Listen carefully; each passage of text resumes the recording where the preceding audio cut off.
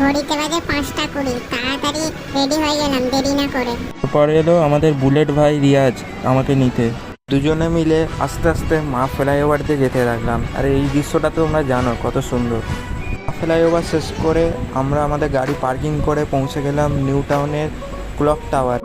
ওখানে গিয়ে দেখি কিছু বাচ্চা আবার নিচে স্কেটিংও করছিল। তারপর আমরা চলে গেলাম সোনারচুরি হাট। এখানে দেখছি নানা রকমের শোপিস, মেয়েদের নানান জিনিস বিক্রি হচ্ছিল। তারপরে দেখি ওখানে কিছু মেয়ে মিলে গোল করে একটা নৃত্য করছে। তোমরা যদি জানো কমেন্ট করো কি নৃত্যটা। নৃত্য দেখতে ভালো না লেগে বুলেট ভাই বললো চ এখান থেকে। তারপরে দুজন মিলে পৌঁছে গেলাম প্যারিসে আইফেল টাওয়ারের কাছে।